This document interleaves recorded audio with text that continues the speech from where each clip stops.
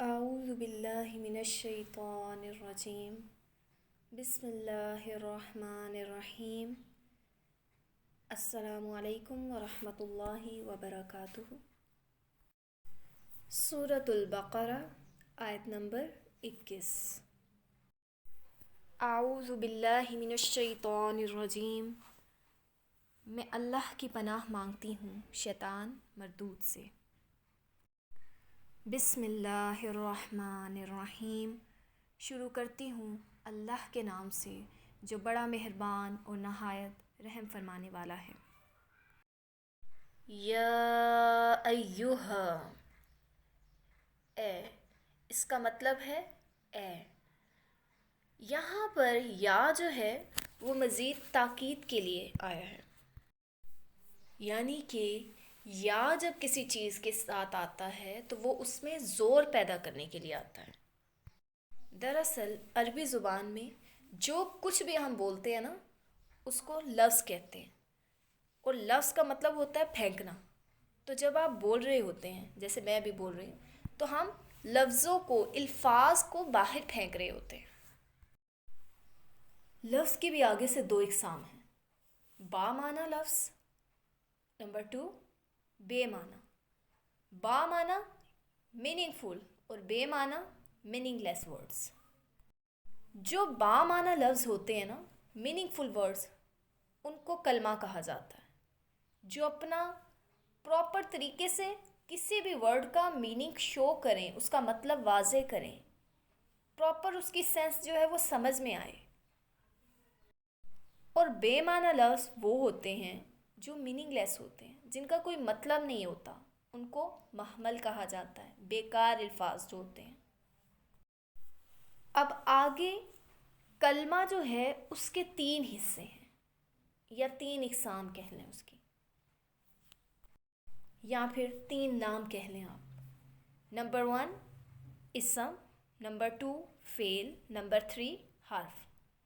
اسم کہتے ہیں ناؤن کو، فعل کہتے ہیں ورب کو، اور حرف کیا ہوتا ہے؟ پریپوزیشن۔ اب آپ دیکھیں کہ اسم کسے کہتے ہیں۔ اسم کہتے ہیں نام کو، یعنی کہ نام کے لیے آتا ہے۔ فعل ورب کہتے ہیں کسی کام کا کرنا یا ہونا جو ہے وہ ظاہر کرتا ہے، اور حرف جو ہوتا ہے وہ اسم اور فعل کو باہم جوڑنے کا کام کرتا ہے، لیکن صرف جوڑنے کا کام نہیں کرتا بلکہ یہ انڈیویجولی بھی کام کرتا ہے۔ کس طرح سے؟ جیسے یہاں پر ابتدا ہے کلام کی، کس طرح سے ہو رہی ہے؟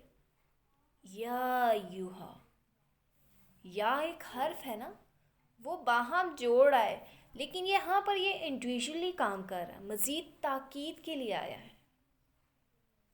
تو سب سے پہلے آپ کو سٹیپ بائی سٹیپ میں نے سمجھایا ہے، اگر آپ نے اس کو نوٹ ڈاؤن کیا ہو تو اب آپ پورا اس کو نیچے سے اوپر سے نیچے کی طرف پڑھیں گے تو آپ کو اس چھوٹے سے لفظ کا مطلب جو ہے وہ آپ پر واضح ہو جائے گا، آپ کو سمجھ میں آ جائے گا۔ الناسو، لوگ۔ یا ایہا الناسو، اے لوگو۔ الناسو کا ویسے مطلب ہم لیتے ہیں ناس، لوگوں کو کہا جاتا ہے، یہاں پر کہا جا رہا ہے لوگو، الناسو، لوگو۔ اعبدو، عبادت کرو، عین با دال، اس کا روٹ ورڈ ہے ربکم، اپنے رب کی، را با با، اس کا روٹ ورڈ ہے الذی، جس نے، خلقکم، پیدا کیا تم کو یا بنایا تم کو، خا لام قاف، اس کا روٹ ورڈ ہے خلق۔ کیا مطلب ہے اس کا؟ کسی چیز کو عدم سے وجود میں لانا، یعنی ایک چیز سے دوسری چیز کو بنانے کے لیے یہ لفظ آتا ہے۔ خلقکم، پیدا کیا تم کو، تخلیق کیا تم کو، بنایا تم کو۔ وا، اور، الذین ان لوگوں کو جو من سے قبلکم تم سے پہلے تھے. قاف با لام اس کا روٹ ورڈ ہے. لعلکم تاکہ تم یا شاید کہ تم تتقون تم بچ سکو. واو قاف یا اس کا روٹ ورڈ ہے. یہ حروف علت ہے اس لیے ہڈن ورڈ ہے تو آپ کو پتہ نہیں چلے گا. واو قاف یا. وقایا کہتے ہیں بچنا، پرہیز کے لیے ہوتا ہے یہ ورڈ. یا ایہا الناس اعبدوا ربکم الذی خلقکم والذین من قبلکم لعلکم تتقون.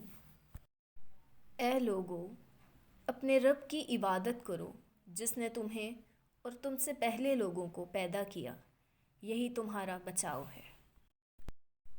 اس آیت میں بہت ہی محبت کے ساتھ، اپنائیت کے ساتھ اللہ رب العزت کی بندگی کرنے کی طرف اشارہ کیا جا رہا ہے، بتایا جا رہا ہے، راغب کیا جا رہا ہے. یا ایھا الناس اعبدوا، اے لوگو ربکم الذی اپنے رب کی عبادت کرو، بندگی کرو. خلقکم جس نے تمہیں پیدا کیا، والذین من قبلکم اور ان لوگوں کو بھی پیدا کیا جو تم سے پہلے تھے. لعلکم تتقون تاکہ تم بچ سکو. کتنی اپنائیت کے ساتھ کہا جا رہا ہے کہ اپنے رب کی عبادت کرو. تم جب اس کے ہو جاؤ گے، اس کے قریب ہو جاؤ گے تو کیا ہوگا؟ وہ بھی تم سے راضی ہو جائے گا. اور پھر آپ یہ دیکھیں کہ یہاں پہ کہا جا رہا ہے پھر تم بچ جاؤ گے. کس چیز کے بچاؤ کا ذکر کیا جا رہا ہے؟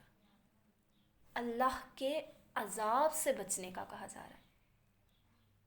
ظاہری سی بات ہے، جب ایک انسان اللہ کی عبادت کرتا ہے، اس کا حکم مانتا ہے، اس کی پیروی کرتا ہے، اس کی اطاعت کرتا ہے، اس کی فرما برداری کرتا ہے، تو پھر یہ ہو نہیں سکتا کہ اللہ رب العزت ایسے انسان کو کسی بھی قسم کی تکلیف، مصیبتیں جو ہوتی ہیں وہ تو دنیاوی طور پہ اللہ تعالیٰ کی طرف سے آزمائش بھی ہوتی ہے، لیکن آخرت میں اللہ اس کو کسی بھی قسم کے عذاب میں مبتلا کرے نہیں.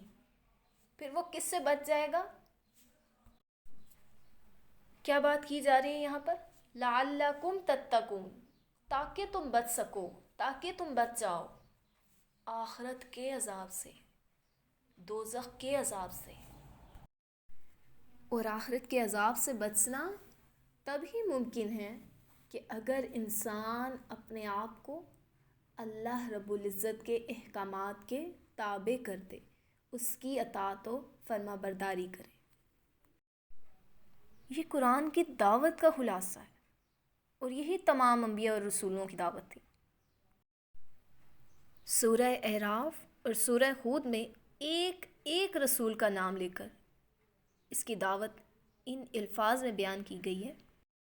یا قوم اعبدوا اللہ ما لکم من الہ غیرہ، اے میری قوم کے لوگو اللہ کی بندگی کرو، تمہارا کوئی اور الہ اس کے سوا نہیں ہے. پھر سورہ شورى میں رسولوں کی دعوت کے ضمن میں بار بار یہ الفاظ بیان کیے گئے. فاتقوا اللہ وَأَطِیعُونِ، بس اللہ کا تقوی اختیار کرو اور میری اطاعت کرو. سورہ نوح میں حضرت نوح علیہ السلام کی دعوت ان الفاظ میں بیان ہوئی ہے. ان اعبدوا اللہ واتقوہ وَأَطِیعُونِ، کہ اللہ کی بندگی کرو، اس کا تقوی اختیار کرو اور میری اطاعت کرو.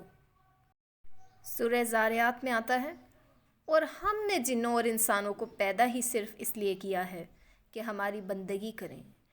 چنانچہ تمام رسولوں کی دعوت یہی ہے، عبادت رب. کیا دعوت تھی تمام رسولوں کی؟ کہ ایک اللہ کی عبادت کرو۔ اور حضرت محمد صلی اللہ علیہ وآلہ وسلم کی دعوت بھی یہی ہے، لیکن یہاں ایک بہت بڑا فرق جو ہے وہ واقع ہوا ہے، اور وہ کیا ہے؟ وہ یہ ہے کہ باقی تمام رسولوں کی دعوت کے ضمن میں صیغہ خطاب کیا آیا ہے؟ یا قومی، یعنی اے میری قوم کے لوگوں، جبکہ یہاں پر صیغہ خطاب کیا ہے؟ یا ایہا الناس، یعنی اے بنی نو انسان، اے لوگو۔ اس سے کیا معلوم ہوا؟